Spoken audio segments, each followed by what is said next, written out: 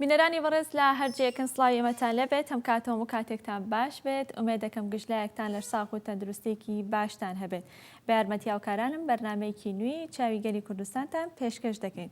لە بەرنامەی ئەمڕۆماندا باس لە کەرتی گەشت و گوزار و کەرتی گەشتیاری دەکەین لە هەرێمی کوردستاندا بۆ پێی کە سروشتی هەرێمی کوردستان و هەڵکەوتی جوگرافیەکەی بە شێوەیەکە کە زۆر گونجاوە وەک ناوچەیەکی گەشتیاری بەڵام ئەگەر گرنگی پێ بدرێت ڕەنگە زۆربەی ئەو وڵاتانەی دەوروبەرمان یاخود ئەگەر بە دیاریکراوی وڵاتی تورکیا بە نمونە بەهێنینەوەی کێکە لەو وڵاتانەی کە لە ڕێگەی کەرتی گەشتیاریەوانێ سەرچاوێکی داهاتی باشی بۆ وڵاتەکەی پەیدا کردەوە بەڵام ئایا توانراوە لە هەرێمی کوردستاندا گەشت و گوزار بێتە سەرچاوێکی داهات یاخودنا گرفتەکانی بەردەم کەرتی گەشتیاری لە هەرێمی کوردستاندا چین و چی لە خۆ دەگرێت ڕەنگە هەرێک لە ئێمە ئەگەر بۆ جارێکیش بێت ڕوبەڕووی ئەو حاڵەتە بوو بێتەوە کاتێکە ڕووی کردووەتە شوێنێکی گەشتیاری خواردنگەیەک ڕێستۆرانتێک دەبینێت تابلۆکەی بە زمانی کوردی نیە دەچێتە ژوورەوە تەماشا دەکات مینوەکەی بە کوردی نیە زۆر جار کارمەندەکانی ئەو شوێنە یاخود ئەو کەسانەی کە داوای خواردنیان لێ دەکەیت و خواردنت بۆ دەهێنن ئەوانیش کورد نین کامە بخۆی گرفتێکی گەورەیە لە ماوەی ڕابردوودا بڕیارێک دەرچووکە دەبێت زمانی کوردی ببێتە زمانی سەرەکی ببێتە زمانی یەکەم لە هەرێمی کوردستان و لە سەرجەم ناوچە گەشتیاری و شوێنە گەشتیارەکاندا و لە کۆتاییشدا باس لەوە دەکەین کە چی بکرێت بۆەوەی کە کەرتی گەشت و گوزار گرنگێکی زیاتری پێ بدرێ هەنگاوی زیاتر بنێت بۆی کە کەرتی گەشتیاری لە هەرێمی کوردستاندا زیاتر بڕاتە پێشەوە وەکو ئەوی کە ببێتە سەرچاوەیەکی داهات بۆ هەرێمی کوردستان ئەمە بابەتی سەرەکی ئەمڕۆمان دەبێت گفتوگۆ لەسەر بابەتەکە دەکەین لەگەڵ ئەمەل جەلال کە بەڕێزیان سەرۆکی دەستەی گشتی گەشت و گوزارن لە هەرێمی کوردستان و شەوەیەکی ڕاستەوخۆ لە هەولێر و لەگەڵ ئێمەدا ئامادە دەبێت خات و ئەمەل سڵاوت لێبێت و بانیت باش سپاس بۆ ئامادەبوونت لە بەرنامەکەدا بەیانی ئێوەش باش بەیانی بیسەران و بینەرانی گەلی کوردستان باش سپاس دەکەم خات و ئەمەل سەرەتا بە گرافیک دەست پێ دەکەین هەندێک ئامار و زانیاری دەخینە ڕوو دواتر دەست بە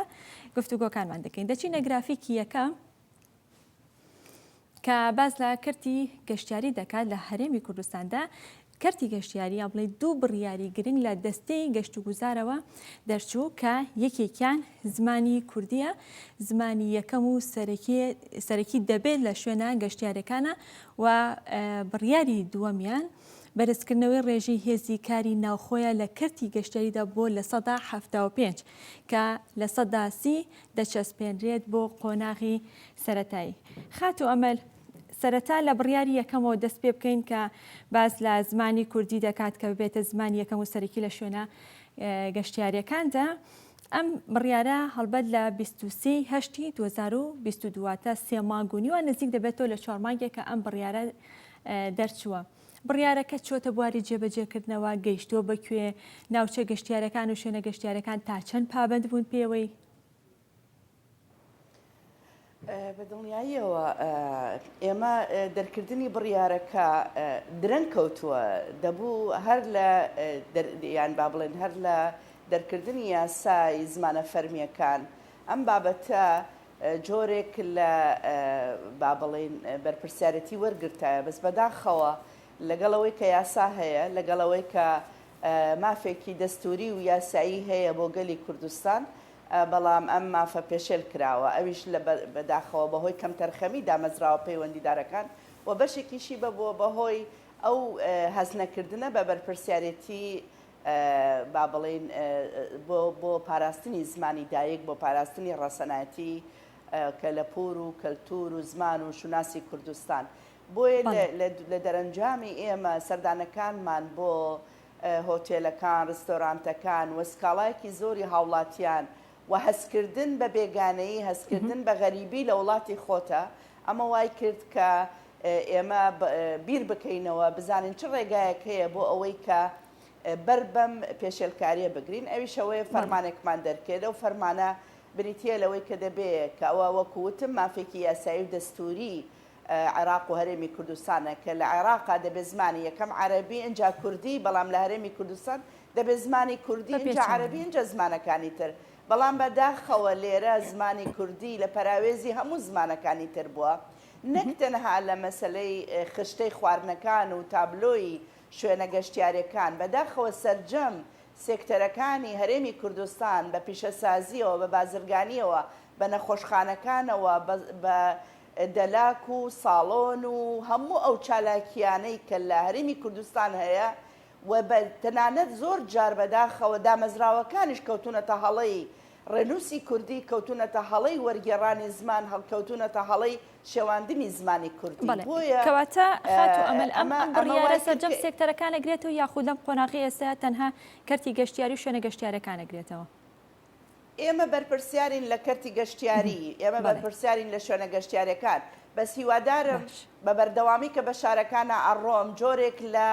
هەژمونی زمانە بێگانیەکان زاڵ بۆ بەسەر کوردستانە کە بەڕاستی بە بڕوای من ئەوەندەی ئێستا مەترسی لەسەر زمانی کوردی هەیە هیچ کاتێک ئەوەندە مەترسی نەبووە یعنی لە ڕۆژگاری سەختی ڕزگاری نیشتیمانیە کە دەیان هەزار شەهیدمان لە پێناوی داوە بەقەدەر ئێستا مەترسی نییە چونکە ئێستا بەدەستی خۆمان پێشێلکاریەکەینەوە بەدەستی خۆمان بەهای زمانی کوردی لە ناوە بین بۆیە پێویستە کات تەواوی دامەزراوەکان پێویستە کات کەرتی تایبەت ئیلزام بکرێت کە دەبێ پابند بێ بە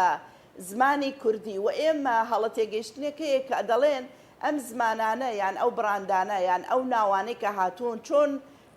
چۆن بکرێنە کوردی ئێمە نەمانوتووە بیکەنە کوردی ئێمە دەڵێن بە ڕێنووسی کوردی بنووسرێ واتە وەختێک تۆ هەر براندێک هەر ناوێک بە زمانەکەی خۆی هەیە لە پێشا دەبێ بە ڕێنووسی کوردی بنووسرێت چکاوە خۆتان نەزانن زمان ناو وەرناگەڕێنرێ بەڵام دەبێ بە ڕێنووسی کوردی بنووسرێ خشتەی خواردنەکانیش بە هەمان شێوە بە نمونە ئەگەر بڵێن پیتزا کە خواردنێکی کوردی نییە ئەم ناوە لە ئینگلیزیەکەی لە پێشە نانووسرێ لە پێشا بە ڕێنووسی کوردی دەنووسرێ پیتزا دواتر بە عەرەبی اینجا بە ئینگلیزی بۆیە پێویستمان بەوەیە ئێمە ماوەی 3 مانگە بڕیارەکە و فەرمانەکەمان هەیە بەس بەداخەوە هێشتا وەکو پێویست بەڕێوەبەرایەتیە گشتیەکانمان لە پارێزگاکانی هەرێمی کوردستان وەکو پێویست نەیانتوانیوە تەواوی ئەو شوێنانە ناچار بکەن یان پابەندیان کەن و ئێمە لیژنەکانمان لە دهۆکەوە دەستی پێکرد کە بەداخەوە بەپێی ئەو ئامارەی کە ڕێکخراوێکی ناوخۆیی ڕایگەیاند کە لە 40 بەرەو سەرەوە زمانی بێگانە زاڵە بەسەر زمانی کوردی و لە هەولێر لە 35 بەرسەرەوە لە سلەیمانی لە 120 بەرەو سەرەوە کەواتە پێویستمان بەوەیە نەک تەنها دامەزراوەکانی ئێمە بەڵکو تیمەکانی ڕاگەیاندن و دامەزراوەکان و هاوڵاتیان بە وریاییەوە ئاگادارمان بکەنەوە لە هەر شوێنێکە و من خۆم مەیدانیەن سەردانی شوێنەکانەکەم و بەپێی توانە بەڵام لێرەوە داوا لە پارێزگارە بەڕێزەکانی هەر چوار پارێزگاکەی کوردستان و هەر سێب ئیدارە سربەخۆکەی کوردستانەکەم کە تکایە تیمەکانی قایمقامێتان چۆن بۆ لیژنەکانی پشکنینی تەندروستی و بەرگری شارستانی دەڕۆن تکایە بابەتی هەڵسەنگاندن و بە دوواداچوونی زمانی کوردیش بکەنە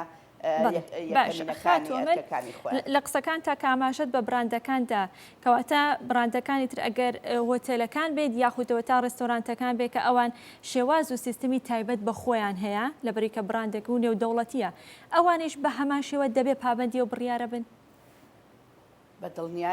بە دڵنیاییەوە چونکە ئەوان لە هەرێمی کوردستانن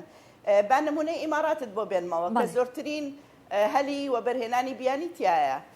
براندی زارا براندێکە کە خۆتان نەزانن براندێکی جیهانیە بەڵام زارا بە ئینگلیزیەکەی لە پێشانە نووسراوە لە پێشا بە زارا بە ڕێنووسە عەرەبیەکەی نووسراوە ئەنجا دوایی بە ئینگلیزیەکە نووسراوە بۆیە دەبێ ئێمەش لە کوردستان نرخی زمانی کوردی بگەڕێنینەوە بەهاکەی بگەڕێنینەوە و بیپارێزین و نەهێڵین لەژێر کاریگەری هیچ پاساوێک بیانوویەک پێشێلکاری یان لاوازی بدەین بە شوناس و ناسنامەی کوردستان کە زمانی دایک شوناسی یەکەمێتی کە وەکو کورد بناسرێتەوە زمانەکە تا پێویستە کات ئێمە لەمڕۆوە هەموو براندەکان ئەمانی کە ئاماژت پێدا تەنها نووسراوەکانن یا بڵێ تابلۆکانن کە بەنووسین دەبێت ئەی سەبارەت بە میوزیکەکان بە گۆرانەکان کە دەچیتە ڕێستۆرانت و هۆتێلەکانوانێ ڕەنگە هەر یەکەیان بە شێوەیەک یاخود بارەزی خۆیان ئەم میوزیکانە بەکاربێنن ئەم بڕیارەمانە شەگرێتەوە یاخود ئەمان شتێکی ترە بە دڵنیاییەوە هەموو یەکرێتەوە پاکێژێکە زمانی کوردی کە لە پور و کەلتوری کوردی وێناکانمان هەموو ئەو تابلۆیانەی هەڵەواسرێ هەموو ئەو میوزیک و گۆرانیانەی کە لێ ئەدرێ بەداخەوە من خۆم زۆر جار کە بە ئانقەزد ئەچمە شوێنەکان خۆم ناناسیێنم کە ئەچمە شوێنەکان گوێم لێ گۆرانەکان یان تورکیە یان عەرەبیە یان ئینگلیزیە زۆر بە کەمی گۆرانی کوردی لێدرێ لە کاتێکە بچیتە هەر وڵاتێکی دنیا گوێت لە میوزیکی ئەو وڵاتە ئەبێ گوت لە گۆرانی ئەو وڵاتە ئەبێ گوێت لە هونەر و شارستانیەتی ئەو وڵاتە ئەبێت لە ڕووی وێنەکانیەوە لە ڕووی تابلۆکانیانەوە ئەمە جگە لەوەی کە مافێکی دەستوریە ئەمە مافێکی شە بۆ فۆتۆگرافەرە بەناوبانگەکانی کوردستان بۆ هونەرمەندە دەستڕەنگینەکانی کوردستان کە هەلی ئەوان بدرێتێ تابلۆکانیان وێنەکانیان بە بازاڕیان بۆ دروستکەین و ببن بە بەشێک لە پێداویستەکانی هۆتێل و ڕیستۆرانت و کەرتەگەشتیاری و بازرگانی و پیشەسازیەکان. باسێک لە بڕیاری دووەمیشکین سەبارەت بە بەرزکردنەوە و زیادکردنی دەستی کاری ناوخۆیی لە ناوچە گەشتیارەکان و لە کەرتی گەشتیاریدا. ئەو بڕیارەتان گەیشتۆ بەکوێ ئەمان تا چەند جێبەجێکراوە تا چەند چۆتە بواری جێبەرجێکردنەوە چیتان کردو بۆ ئێستا؟ بەداخەوە ڕاشکاوانە بیڵێم سیاسەتی هەرێمی کوردستان لە دەستەبەرکردنی مافی تاک لە دەستەبەرکردنی کار و پیشە یاخود لە بەهیزکردنی پیشەوەرەکان لە کوردستان لە ئاستێکی زۆر لاوازایە بۆیە سەرنجام پێداویستەکانی بازار لەلایەن بیانیەکانەوە پڕکراوەتەوە بە بیانوی ئەوەی کە کوڕانی کوردستان کچانی کورد ئیش ناکەن و ئەو جۆرە کارانە ناکەن هەڵبەتە ئەم ڕاهێنانە ئەم فێربوونە ئەم زەمینە خراپە بۆ ئەوەی کە گەنجی کورد نەتوانێت بەشدار بێت لە پرۆسەی بنیاتنانەوە و یان بەرهەمهێنانی کوردستان ئەمە یەکێکە لەوانەی کە پاساوی داوە بە کەرتی تایبەت و زۆر جار بەداخەوە بەرپرسانی حکوومەتیش ئەم قساکەن ئاڵن کوڕان و کچانی کورد ئیش ناکەن لەوانەیە ئەمە بەشێکی ڕاستی تیابێ بەڵام ئەمە بەداخەوە لە 30 ساڵی ڕابردوودا ئەمە جۆرێک لە ینی با بڵێن هینی دراوەتێ ڕەوایەتی دراوەتێ کە گەنجانێکی زۆر بە موچەیەکی سیر و جۆرێک لە دامەزراندنی جۆرا و جۆر وای کردووە کە گەنجەکان ڕازی نەبن بە کاری کەم لە کاتێکدا کە دەبینین لێرە سووریەکان ئەوانەی باکووری کوردستان ڕۆژهەڵاتی کوردستان ئەوانەی ئاسیا و ئەفریقا کە لە کوردستانی ئیشەکەن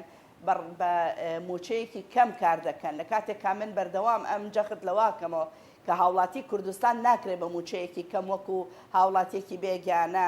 کار بکات بۆچی چونکە ئەوەی کە کارەکات بێگانەکە پارەکە نەقلەکە بە وڵاتی خۆی ینی هیچ سوودێک بە وڵاتی من ناگەێنێ لە کاتێکا گەنجی کوردستان ئەگەر کار بکات موچەکەی جارێکی کە لە بازاڕی کوردستانە تەداولەکە بۆیە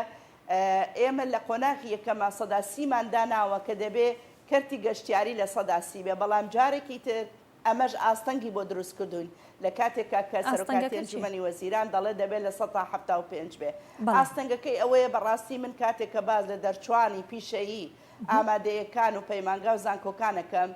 بەشێکی زۆری ڕستۆرانت و هۆتێل لە 4 ئەستێرە و 5 ئەستێرەکان داوای لێهاتووی زمان و لێهاتووی و شارەزایی زیاترەکەن بەداخەوە کەمێکن ئەو گەنجانەی ئێمە کە هەڵگری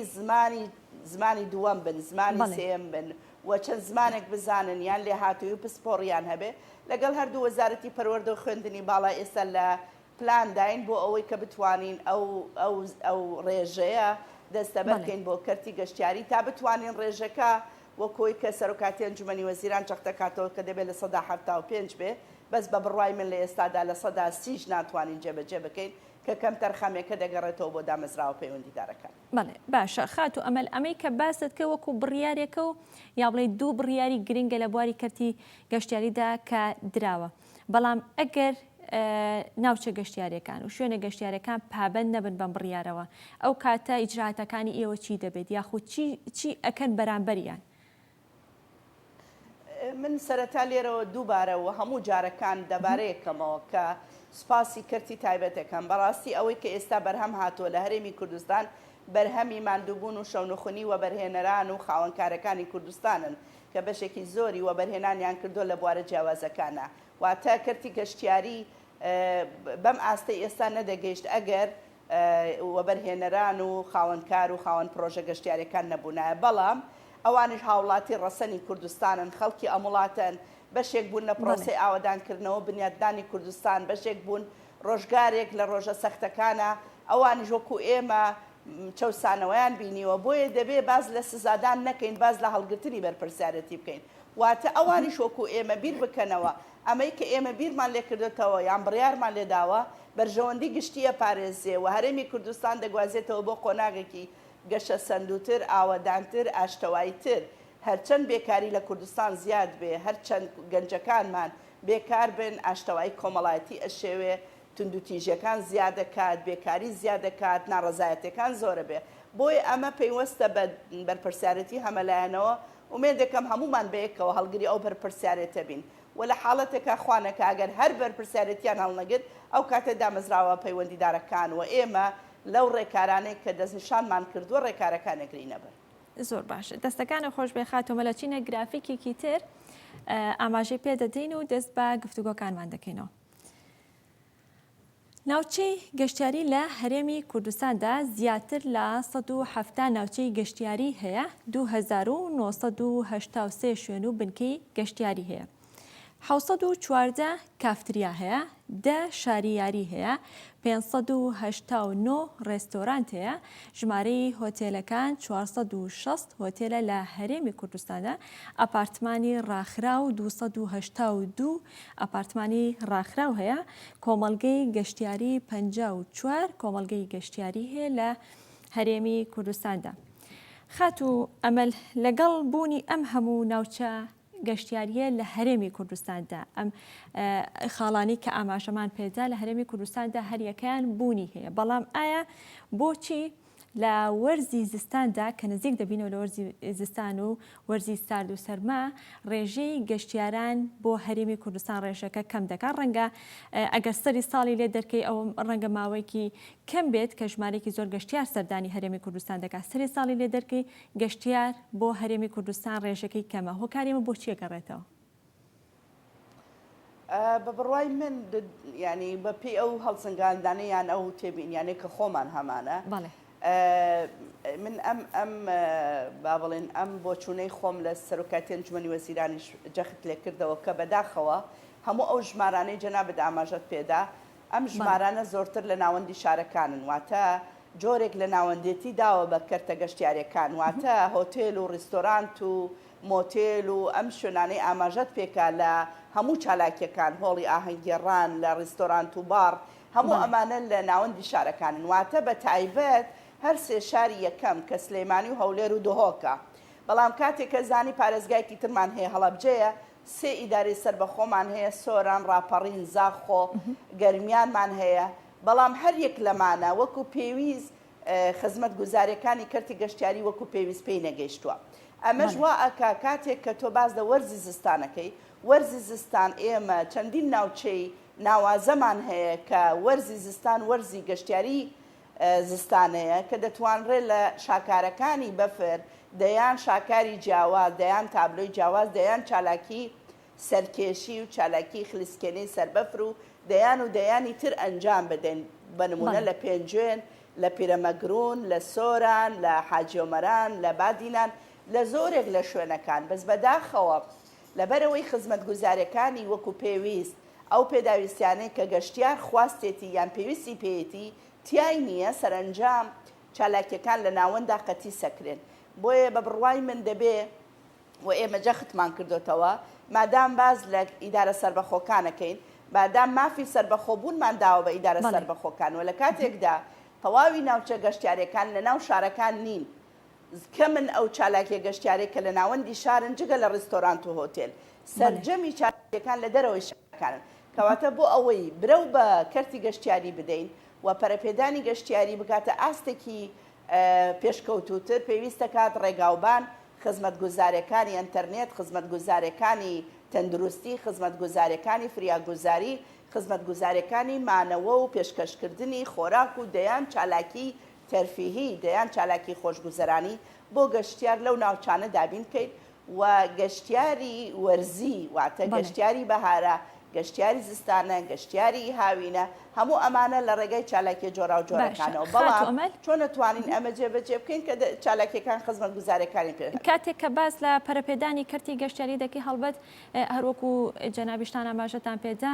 پێیوەستە بە چەندین سێکتەری ترەوە ڕەنگە سەدان دۆنم هەبێ کە لە ماستەرپلانی گەشتیاری و کەرتی گەشتیاریدا بێ بەڵام بە مۆڵک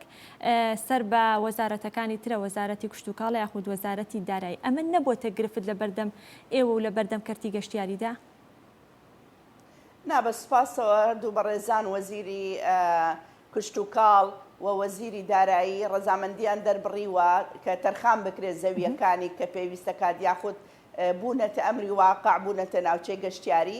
ڕێکارێک کە ئەیگرینە بەر بە نمونە لەگەڵ وەزارەتی دارایی ئەوان کرێ وەرەگرن و ئێمە مۆڵەتی پیشەیە دێن بە شوێنە گەشتیاریەکان واتە بەیەکەوە دەتوانین کارەکە ئەنجام بدەین ئەگەر بە تەواوەتی نەشگوازرێتەوە بۆ مڵکێتی گەشت و گوزار بەڵام ئەوەی کە ئێمە پێویستمان پێیەتی حکوومەتی هەرێمی کوردستان بڕیاری ئەوە بداکەوە بەرهێنانی گەشتیاری دەبێ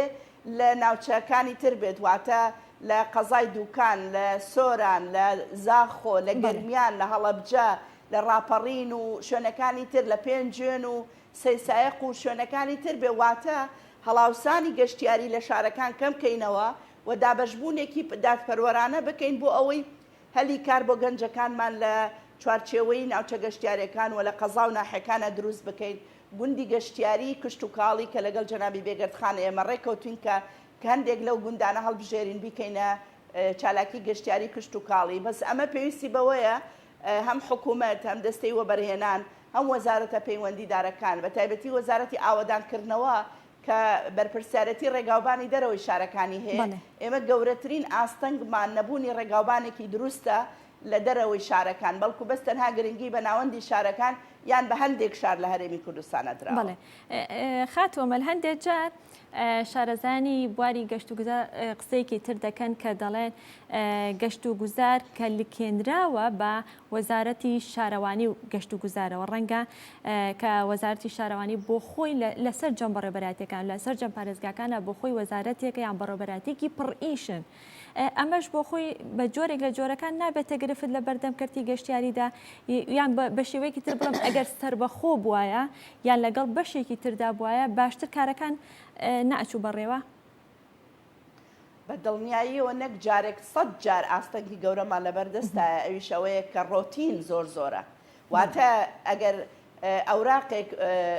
لاپەڕەیەک لە زاخۆ بێت بۆ ئەوەی کە کارەکە ڕاپەڕێنین هەتاکو لە زاخۆ دەگاتە لای ئێمە و لای ئێمە دەگاتە وەزارەت و لە وەزارەتەوە دەگاتە لایانی پەیوەندیدار چەندین مانگی پێئەچێت لە دەرکردنی ڕێنمایی من بە نمونە چەند ڕێنماییکمان ئامادە کردووە بەڕاستی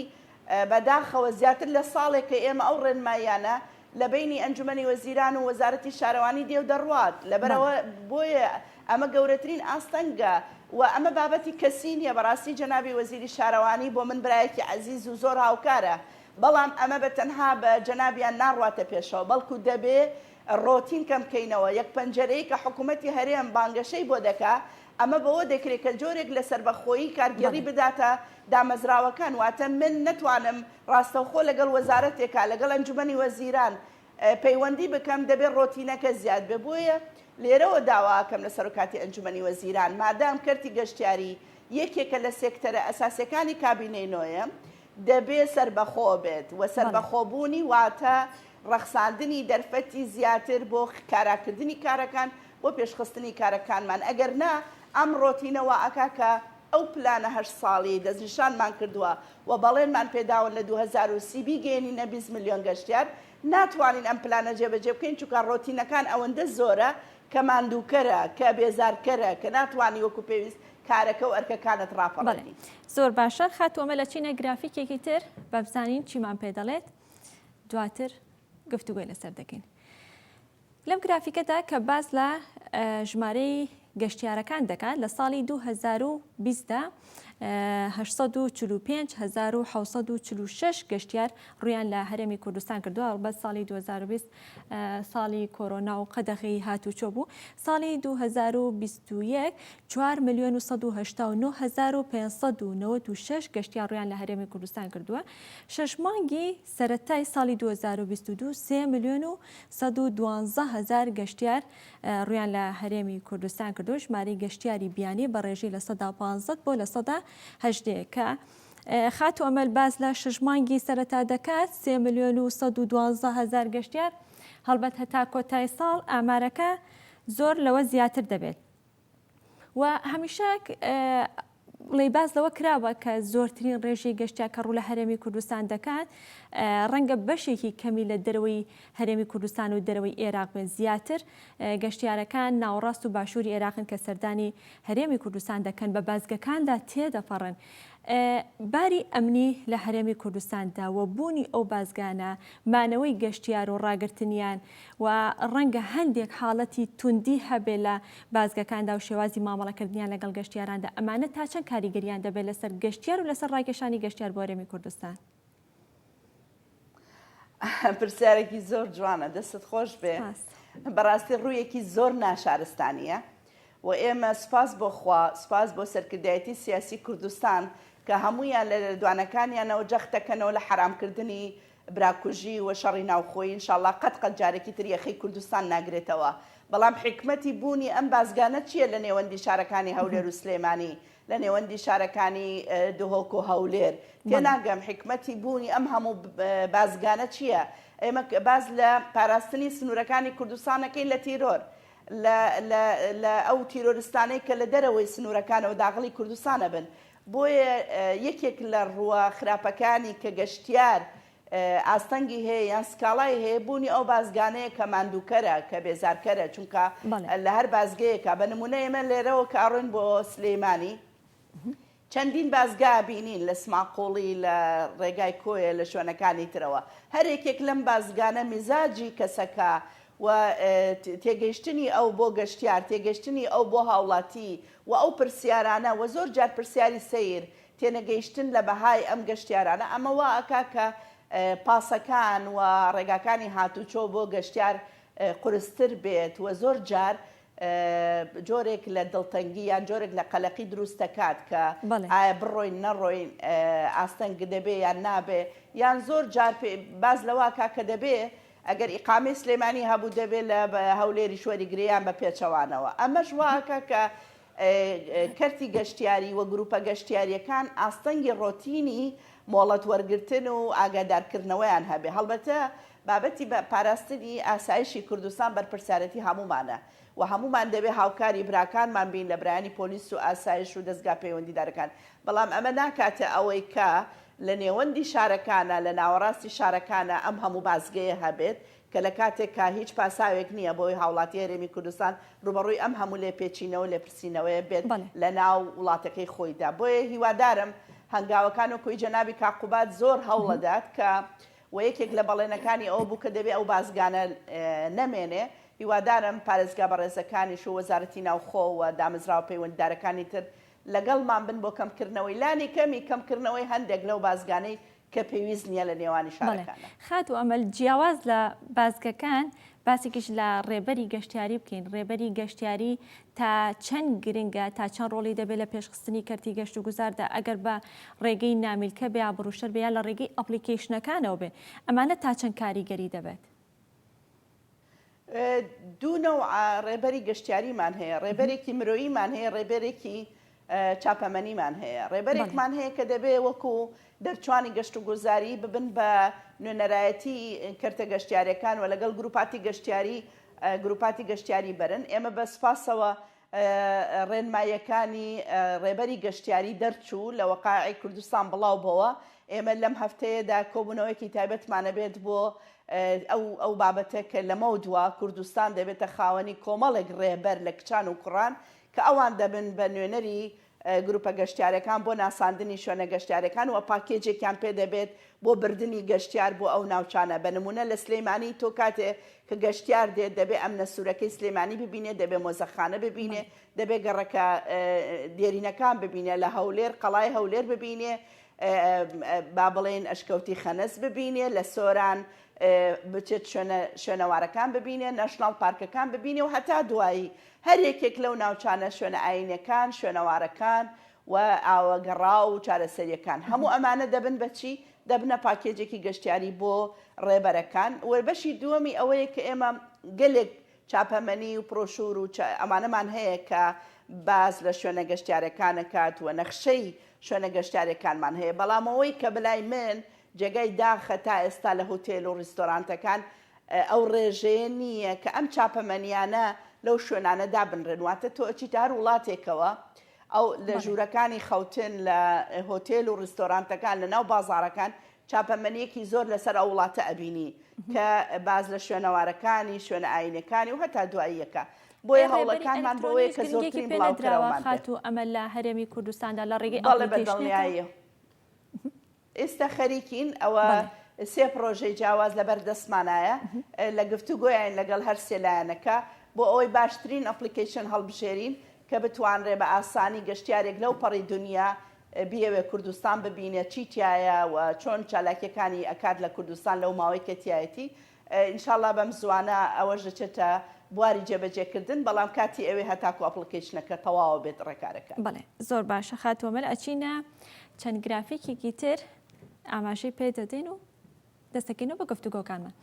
پلانی داهاتووی دەستەی گەشت و گوزار ساڵانە 2 ملیۆن گەشتیار زیاد بکەن لە پلانیاندایە کە 2 ملیۆن گەشتیار زیاد بکەن ساڵانە کۆتایی ساڵی 2022 6 ملیۆن گەشتیار بە ڕێژەی لە 150 لە پێشبینی دەکەن یاخود هەوڵی ئەوە دەدەن کە تا ساڵی 2030 20 ملیۆن گەشتیار ساڵانە ڕووبکاتە هەرێمی کوردستان لە گرافیکی دواتردا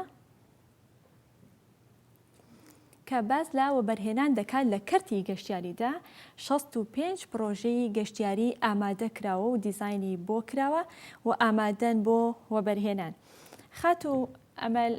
هەڵبەت لە درێژەی بەرنامەکە هەتا ئێستا کەمکەمە باست لە پلانەکان کرد بەڵام لێرەدا کە دەڵێ ساڵانە 2 ملیۆن گەشتیار زیاد دەکەن لە خاڵی یەکەمدا چۆن دەتوانن ئەو 2 ملیۆن گەشتیارە زیادکەن پلانەکان ئەگەر بە چەند خاڵێکیش بێ ئاماژەی پێ بدەی و لەگەڵ ئەوەشتا کە باز لە پرۆژەکان دەکات پرۆژەکانی وەبەرهێنا لە کەرتی گەشتیاریدا پرۆژەکان چین لە کوێن دەکەونە کوێوە کەی دەکەوێتە بواری جێبەجێکردنەوە ئێمە کاتێک کە باز لە پلانەکەین پلانی سێکتەریە کە باز لە هەموو سێکتەرە جیاوازەکانەکەین لە پلانی هەر ساڵیمانە ئێمە لە 5/6 لە سەرۆکاتی ئەنجومەنی وەزیران پرزنتیشنێکمان عرض کرد و راپۆرتێکی حەڤە خاڵی عرض کرا کە باسمان لە ئەوە کرد چۆن دەتوانین کوردستان بکەین بازنەی کێبڕکێوە لەگەڵ وڵاتانی دەوروبەر ئەویش لە ڕێگەی ئەم پلانەوە ئەویش ئەوەیە کە تەواوی دامەزراوە پەیوەندیدارەکان بەشێک بن لە پرۆسەی پەرەپێدانی کەرتی گەشتیاری چۆنی وەزارەتی ئاوەدانکردنەوە پێویستە ڕێگاوبانەکان ئاسانکە وەزارەتی ڕۆشنبیری پێویستە لە ڕێی فلمسازی و دراما و بابەتی هونەری و کەلتوری و بابەتەکانی تر وەزارەتی ناوخۆ لە ڕێگای بابەتی با بڵێن بازگەکان و بابەتەکانی پەیوەندیدار بە ئاسایشی نیشتیمانی و ئاسایشی هاوڵاتی گەشتیار وەزارەتی خوێندنی باڵا و پەروەردە کە لە هەمووی گرنگتراوەیە دەستی کاری کوردستانی بەهێزکە ئەویش لە ڕێگای بەهێزکردنی پرۆگرامەکانی خوێندن بەهێزکردنی خولەکانی ڕاهێنان و هەتا دوایی و لە هەمان کاتە وەزارەتی زراعە وەزارەتی شارەوانی وەزارەتی دارایی و هەتی وەزارەتەکانی تر بەشێک بن لە پرۆسەی وەبەرهێنانی گەشتیاری واتە وەبەرهێنانی گەشتیاری بەسپاسەوە لەگەڵ دەستەی وەبەرهێنان ئێمە ئێستا خەریکی لیژنەیەکی باڵامان هەیە بۆ دانانی نەخشەیەکی گەشتیاری واتە هەر شارێک چ جۆرە چالاکێکی هەیە چ جۆرە چالاکێکی پێویستە بەداخەوە ئەوەی کە ئێستا لە کوردستانایی بینین هەر سێ پارێزگا سەرەکیەکە هیچ چالاکێکی جیاوازی تیان نییە کە لە پارێزگایەکی کە نەبێت هەمان ئەو چالاکی هەیە کە لە سلێمانی و هەولێر و دۆهۆک هەیە بۆیە پێویستمان بەوەیە هەمەجۆرکردنی چالاکیەکان و جیاوازی لە نێوانی تایبەتمەندێتی هەر شارێک بۆ شارێکی تر واتە گەشتیار کە هاتە هەولێر ئارەزومەند بێبێ بۆ سلێمانی بە هەمان شێوە بچێ بۆ دهۆک و گەرمیان و هەڵەبجە و ڕاپەڕین و شوێنەکانی تر بۆچی چونکە چالاکێکی تر هەیە کە لە ناوەندی شارەکە نییە و گرنگیدان بە فۆرمەکانی گەشتیاری ئاینی گەشتیاری شوێنەواری گەشتیاری کشتتوکاڵی گەشتیاری سەرکێشی گەشتیاری چارەسەری گەشتیاری خوێندن و هەتا دوایی بۆی ئەوەی کە ئێستا هەیە لە کوردستانە تەنها یەک جۆرێکە کە ئەویش پێی دەڵێن گەشتیاری تەرفیهی ئەمڕۆ ئێمە کە قسە لەگەڵ جەنابتانەکە ماوەی 3 ڕۆژە گروپێکی ئەوروپی هاتوون گروپێکی گەشتیاری لەلایەن کۆمپانیان گروپێکی شەریکێکی گەشتیاری عراقی هێناونی بەشێکی زۆری ئەمانە لە وڵاتانی ئەوروپاوە هاتوون دڵخۆشکەرە پێویستە کات بچنە شوێنەکان و سەردانی شوێنەکان بکەن ئەمان دەبن بە بەشێک لە بە بازارکردن بۆ کەرتی گەشتیاری بۆیە گرنگیدان بە فۆرمەکانی گەشتیاری و گرنگیدان بە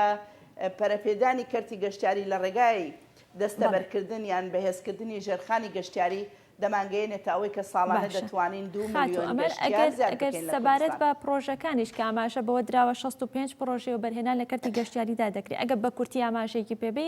پرۆژەکان زیاتر چی لە خۆ دەگرن دەکەونێکیەوە لە چه قۆناغێکدا کەی دەکێتە بواری جێبەجێکردنەوە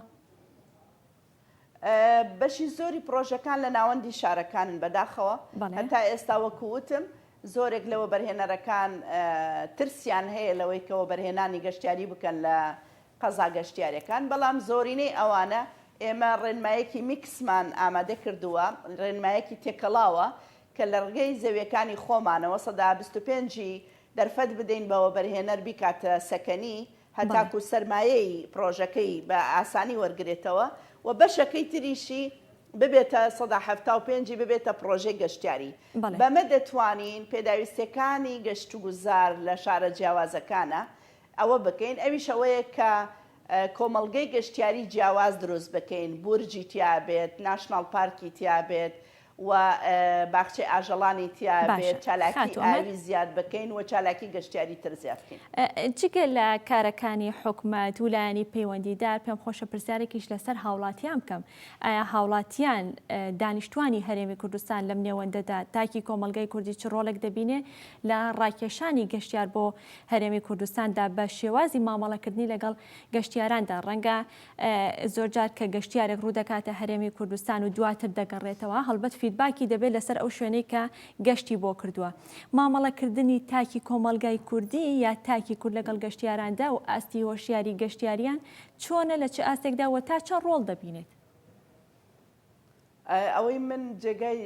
دڵخۆشیە و من لێرە سوپاسی تاک بە تاکی هاوڵاتیانی هەرێمی کوردستانەکەم کە هەمیشە خەڵکی کوردستان بە میواندۆستی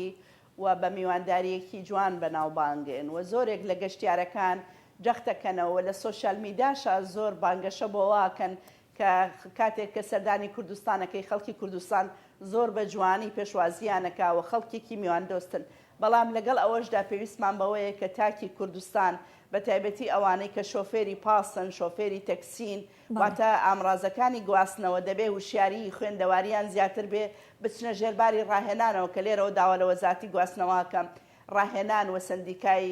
با بڵێن گواستنەوە سندیکای کرێکاران لەم ڕۆڵی هەبێت بۆچی چونکە ئەوان بەشێکن لە پڕکردنەوەی پێداویستەکانی بە بازارکردن واتە ئەوانی ژۆک و ڕێبەرێک مامەڵیان لەگەڵاکەین بۆچی چونکە کاتێک گەشتیار سواری تەکسیەکە بێت یان بە پاسێکە گوازرێتەوە